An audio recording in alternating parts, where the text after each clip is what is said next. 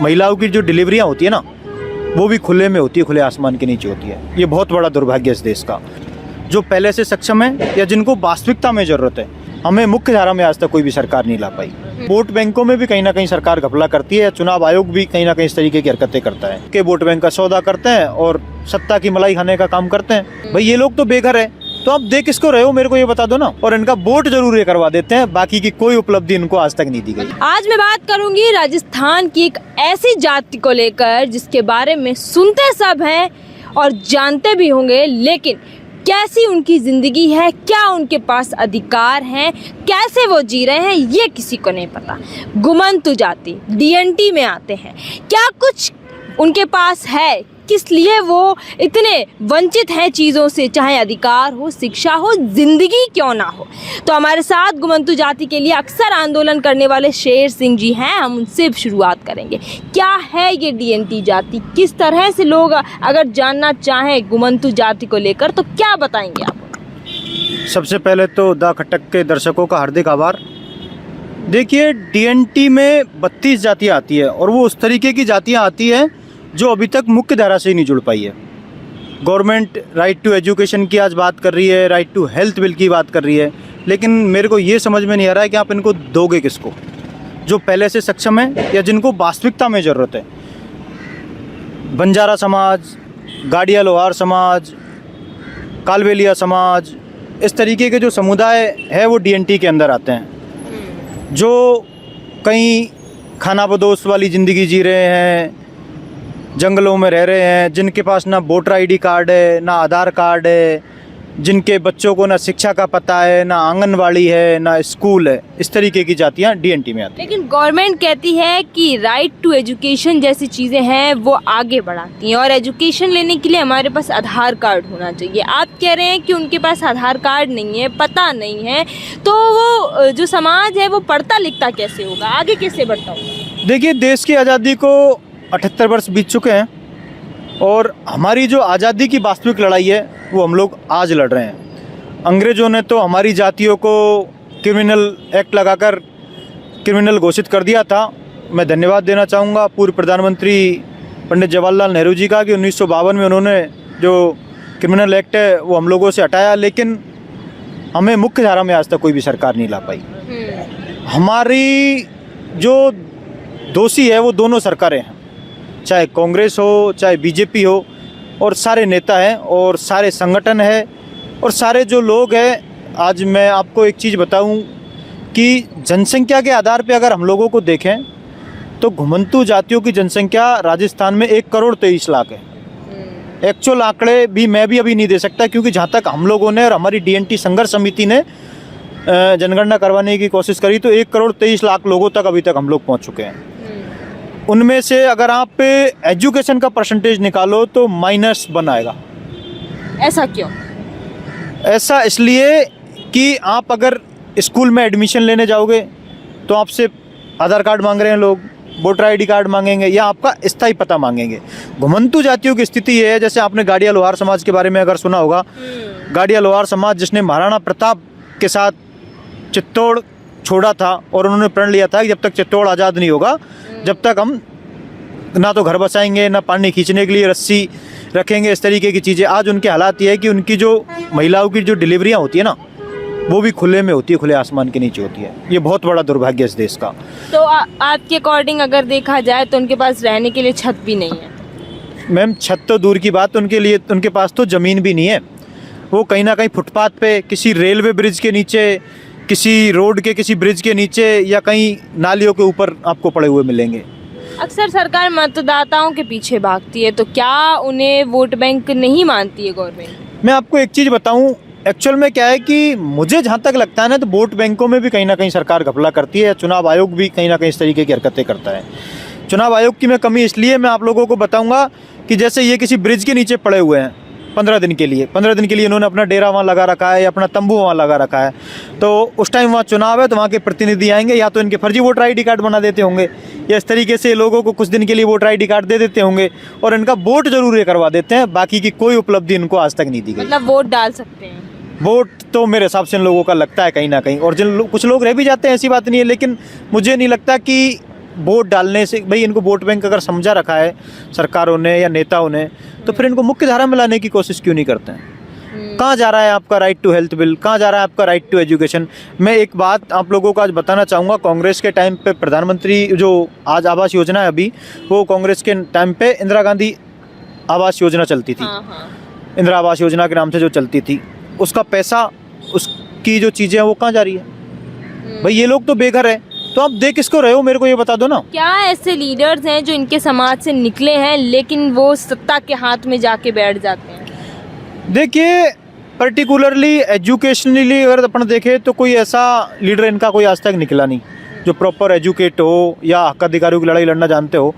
कुछ थोड़े बहुत जो ठेकेदार होते हैं, जो अज्जल गगरी छलकत जाए वाले जो लोग होते हैं, वो आते हैं और कहीं ना कहीं लोगों के वोट बैंक का सौदा करते हैं और सत्ता की मलाई खाने का काम करते हैं। बाकी वास्तविक जो लोग पीड़ित है, जिन लोगों को मुख्य धारा में लाना चाहिए, जिन लोगों को ज़रूरत है, उन तक चीज़ें आज तक नहीं पहुंची। हाँ, सरकारों ने योजनाएं खूब लाई है, चाहे कांग्रेस हो चाहे बीजेपी हो, दोनों सरकारें खूब घुमंतुओं के नाम पे, डीएनटी के नाम पे बहुत सारी योजनाएं लाई है, लेकिन वो योजनाएं कहीं ना कहीं फाइलों में दब के रह जाती है। ग्राउंड रिपोर्ट अगर आप देखेंगे, और इस देश के मीडिया को, नेशनल मीडिया को मैं पहले तो ये कहना चाहूँगा कि साहब आप लोग इन लोगों की तरफ थोड़ा सा फोकस करें।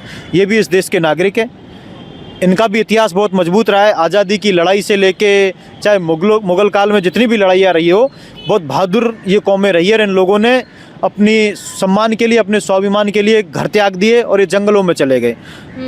तो ये आदिवासियों जैसी जिंदगी जी रहे हैं या उससे भी बदतर?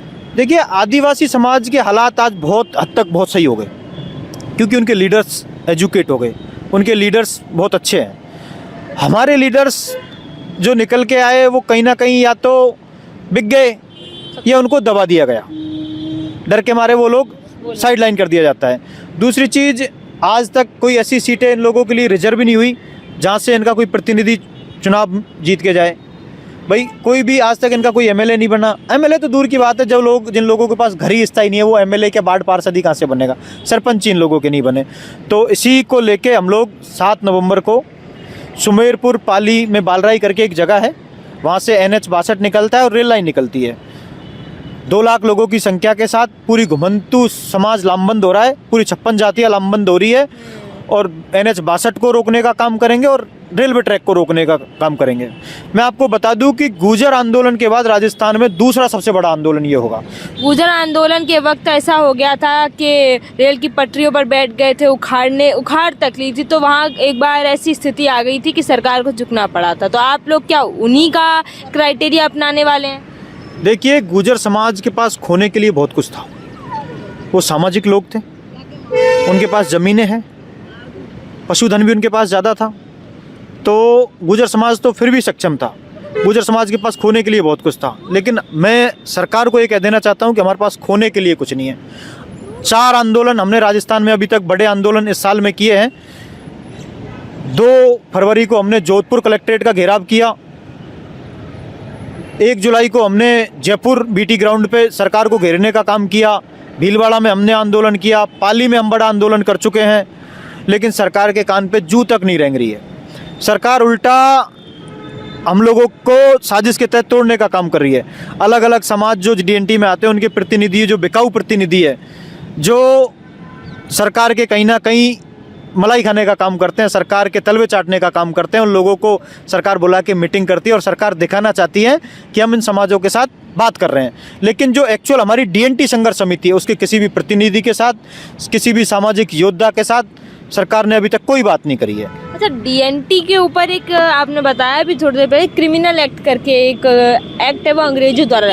क्या था वो एक्ट, किस तरह से उस एक्ट में लोग बंद गए थे, एक बार वो बताएंगे आप? देखिए, 1871 में अंग्रेजी सरकार ने, अंग्रेजी हुकूमत ने जितनी भी ये घुमंतु जातियाँ थी, आदिवासी जातियाँ थी, इन पे एक क्रिमिनल ट्राइब एक्ट लगाया था। इन लोगों को क्रिमिनल घोषित कर दिया था कि जहाँ मिले इनको गोली मार दो, जहाँ मिले इनको गिरफ्तार कर लो, इस तरीके की हरकतें, क्योंकि ये जातियाँ शुरू से लड़ाकू जातियाँ रही है। अंग्रेज़ों की नाक में दम करने का काम इन लोगों ने किया, तो अंग्रेज इनसे जब परेशान हो गए थे, तो अंग्रेज़ों ने इन पर इस तरीके का क्रिमिनल एक्ट लगाया और इनको क्रिमिनल घोषित कर दिया। तो ये लोग क्या है, फिर धीरे धीरे जंगलों की ओर चले गए, क्योंकि सम्मान स्वाभिमान से जीने वाले लोग थे, तो जंगलों में रहना उचित समझा। उसके बाद जब देश आज़ाद हुआ तो 1952 में पंडित जवाहरलाल नेहरू जी का मैं धन्यवाद देना चाहूँगा कि उन्होंने वो जो एक्ट है वो हटाया। बच्चियों के ऊपर, लड़कियों के ऊपर किसी भी तरह का उस वक्त दबाव ऐसा, जिसमें घर, पहली बात तो आपने बोला कि इतना संघर्ष था कि उनके पास घर ज़मीन तो था ही नहीं, और अगर था भी, निकलते भी थे तो किस तरह से देखा जाता था, क्योंकि आदिवासी समाज में जहाँ तक मुझे पता है कि आज भी बच्चियाँ, लड़कियाँ उतना सेफली नहीं निकल पाती हैं। देखिए, जहाँ तक मुझे लगता है तो सबसे ज़्यादा शोषण अगर होता है ना तो वो हमारे लोगों के साथ होता है। आप लोग एक बार देखेंगे, आम आदमी अगर जयपुर में हो या किसी और सिटी में हो या किसी अच्छे कस्बे में हो तो वहाँ जब निकलता है तो उसकी सुरक्षा की जिम्मेदारी पुलिस करती है, पुलिस की होती है, प्रशासन की होती है।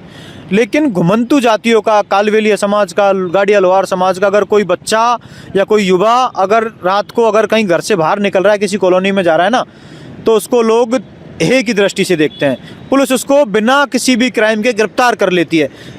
ये पहला कोई काम नहीं है, ये ग्राउंड रिपोर्ट है। मेरे पास बहुत सारे वीडियोस पड़े हैं, मेरी आईडी पे मैंने बहुत सारी चीज़ें डाल रखी, क्योंकि मैं ग्राउंड पे काम कर रहा हूँ, ग्राउंड पे लोगों के बीच में जा रहा हूँ।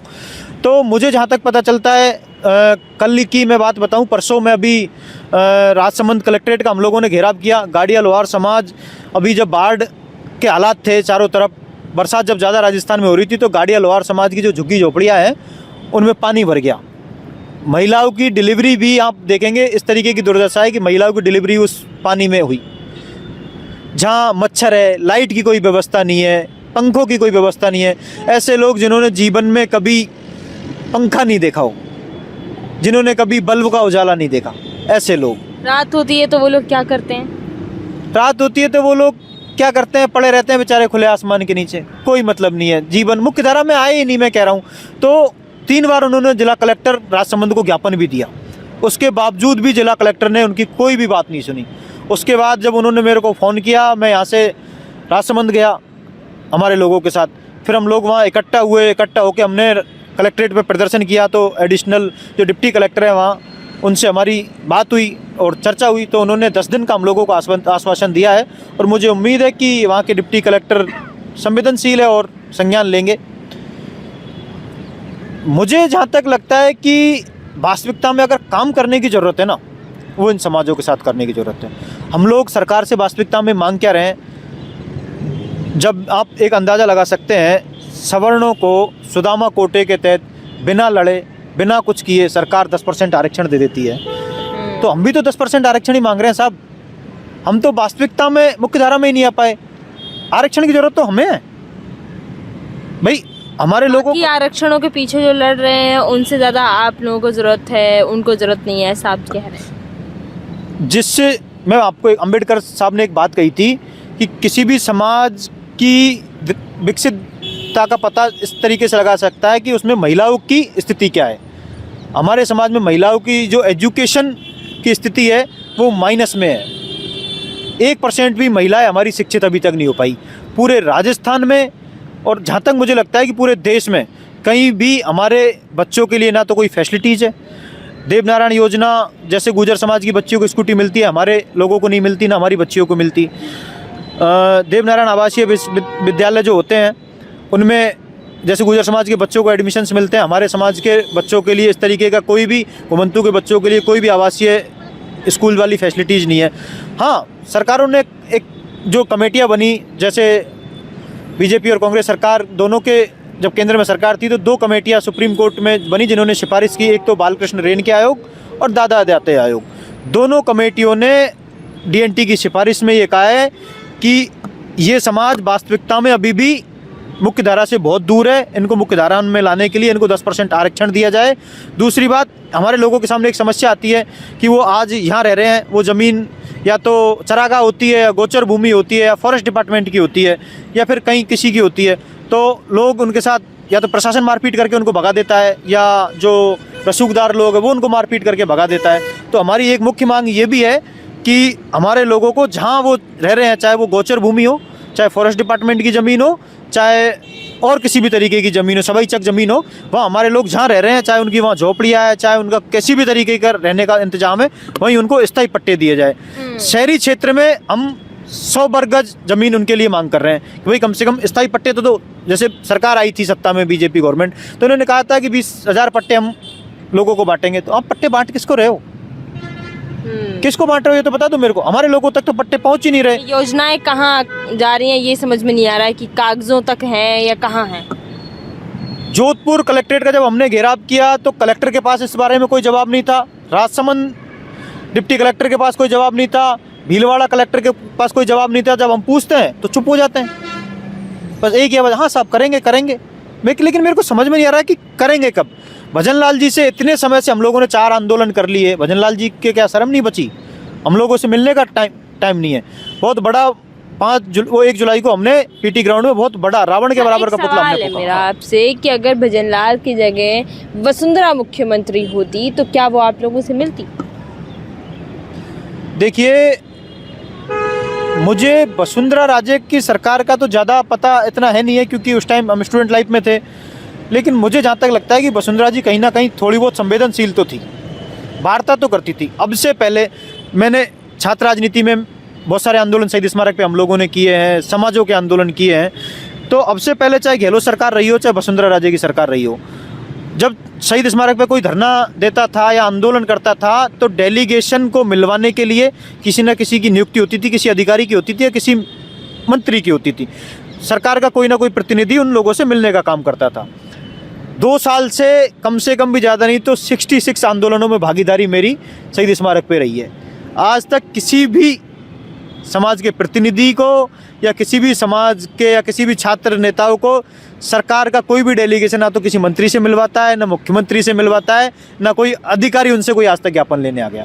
आप देख ही रहे हो ना, ताज़ा मुद्दा है, नरेश मीणा जी 15 दिन भूख हड़ताल करके चले गए। उस आदमी को, जो राजस्थान के युवाओं की आवाज़ है, उस व्यक्ति को 15 दिनों तक मरणासन स्थिति में इस बीजेपी सरकार ने, धर्मी सरकार ने सोच छोड़ दिया। तो आप इससे अंदाज़ा लगा सकते हो आखिर में नरेश जी मांग क्या रहे थे। अब आपकी जितनी भी मांगे हैं, आप अक्सर कहते हो कि डीएनटी है, जिसको डी नोटिफाइड ट्राइबल्स के नाम से जानते हैं, वो पिछड़ी हुई है। तो जो और लीडर्स हैं जो कहते हैं कि 36 कौमों के लिए हम लड़ रहे हैं, आप उनसे साथ मांगने की कोशिश कर रहे हैं, आप उनसे बात करने की कोशिश कर रहे हैं? देखिए, बिल्कुल। अभी शहीद स्मारक पे नरेश भाई जब धरने पे बैठे थे तो हमारे प्रतिनिधि रतननाथ जी और मैं जब भाई साहब से मिले थे तो नरेश जी ने हमको भरोसा दिलाया था और मुझे उम्मीद है कि 7 नवंबर को पाली में वो हमारी लड़ाई लड़ने के लिए आएंगे। बाकी हनुमान बेनीवाल जी से भी मेरी इस बारे में चर्चा हुई है, टीकाराम जूली जी से भी मेरी इस बारे में चर्चा हुई है। 27 जून को हमने एक प्रदर्शन शहीद स्मारक पे भी किया था। अविनाश गहलोत जी से हमारा प्रतिनिधि मंडल मिला। अविनाश गहलोत जी ने केवल हमको लॉलीपॉप देने का काम किया। दोबारा जब भी मैंने मिलने का समय मांगा, अभी तक अविनाश गहलोत जी मेरे से मिले नहीं है, जबकि ये पूरा मामला सामाजिक न्याय अधिकारिता विभाग के अंडर में आता है। एक सबसे बड़ी स्थिति मैं आप लोगों को बता दूं, ये संप्रदाय की जो डीएनटी है, इसमें ऐसे जो नाथ संप्रदाय से रिलेटेड बहुत सारे समुदाय हैं जिनमें जो अंतिम संस्कार की जो क्रिया होती है ना, वो जमीन में होती है। मतलब मिट्टी दान हम लोग देते हैं। मैंने पहले भी काफ़ी बार आप लोगों को कहा है। तो स्थिति ये है कि जिंदा रहते हो तो हमारे पास ज़मीन नहीं है, लेकिन मरने के बाद भी हमारे लोगों को 2 गज ज़मीन नहीं है। इससे बुरी स्थिति इस लोकतंत्र में हमारे लिए क्या होगी, आप बताइए। तो आगे की क्या कुछ रणनीतियाँ रहने वाली और किसका साथ आपको मजबूती से मिलने वाला? आगे की रणनीति हमारी ये है, जैसे ही 1 जुलाई का हमारा आंदोलन, हम यहाँ से फ्री हुए तो हमने उसी मंच से घोषणा करी थी कि जयपुर में सरकार हमारी सुन नहीं रही, गांधीवादी तरीके से हम लोग चल रहे थे तो सरकार हमारे सुनने का काम नहीं कर रही है। अब हम भगत सिंह बनने की राह पे निकलेंगे, क्योंकि हमारे पास अब खोने के लिए और करो या मरो की स्थिति हमको अपनानी पड़ रही है। हमारे लीडर लाल सिंह जी रायका साहब ने कहा है अब कि घुमंतुओं, अब करो या मरो, क्योंकि आपकी ये आज़ादी की लड़ाई है। तो 7 नवंबर को सुमेरपुर पाली में हम NH 62 जो गुजरात को जोड़ता है, राजस्थान को जोड़ता है और दिल्ली को जोड़ता है, मुंबई को भी जोड़ता है, उस हाईवे को जाम करेंगे। रेल लाइन वहाँ से निकलती है, उस रेल लाइन को रोकने का काम करेंगे। और क्योंकि चक्कर ये है कि ये लोग कह रहे हैं कि, लोग कहते हैं कि मुकदमे जब करते हैं, सरकार मुकदमे करती है, लोगों को जेल में डालने का काम करती है। मैं जेल गया हूँ तो मुझे एक चीज़ पता है कि हमारे लोगों के पास जितनी फैसिलिटी नहीं है ना, उससे कई गुना जेल में अच्छी फैसिलिटी है। तो हम लोगों ने तो सोच लिया कि कम से कम जेल में रहेंगे तो पंखे की हवा तो मिलेगी, किताबें तो पढ़ने को मिलेगी, लाइट तो मिलेगी। यहाँ मच्छर काट रहे हैं, यहाँ स्कूल नहीं है, कम से कम जेल में जो आदमी रहता है उसको पढ़ने का अधिकार तो है। जेल में किसी बच्चे का अगर जन्म होगा हमारी महिलाओं को अगर जेल में बंद किया जाता है, अगर किसी बच्चे का जन्म भी होगा तो उसको राइट टू एजुकेशन तो मिलेगा, अच्छा खाना तो मिलता है जेल में, 2 टाइम की रोटी तो टाइम से मिल जाएगी। यहाँ तो वो भी नहीं है। जो हमारे जो मुख्य वो होते थे, जैसे कालबेलिया समुदाय है, उसका जो मुख्य व्यवसाय सपेरा समुदाय में आता है, सर पकड़ने का काम होता था, उससे उसकी रोजी रोटी चलती थी, वो भी सरकार ने बंद कर दिया वन्यजीव अधिनियम के तहत। अब उस समाज के सामने रोजी रोटी का संकट आ गया। राय का समाज आता है, राय का समाज पूरी तरह पशुपालक समाज है, ऊँट या भेड़ चराने का काम करता है। अब दिक्कत ये है कि सरकार फॉरेस्ट में हमको ना तो भेड़ चराने दे रही है, ना हमको ऊँट चराने दे रही है, रोजी रोटी का संकट यहाँ भी है। नाथ समाज जो आता है वो कहीं ना कहीं पुराने वाद्य यंत्रों के नाम पे, जो पुरानी जो सनातन की संस्कृति थी उसके नाम पे बेचारा अपनी आजीविका चलाने का चारों काम ओर करता से संकट है। अगर हम देखना चाहें तो हम देख रहे हैं आप लोग चारों ओर से घिरे हुए हैं, आपको आज़ादी नहीं मिली हुई है। हम अभी भी इस देश में गुलामों वाली ज़िंदगी जी रहे हैं। आज तक हमारे कोई प्रतिनिधि ना तो राज्यसभा में पहुँचे हैं, ना लोकसभा में पहुँचे हैं, ना विधानसभा में पहुँचे हैं। एटलीस्ट हमारे तो सरपंच भी नहीं बन पाते।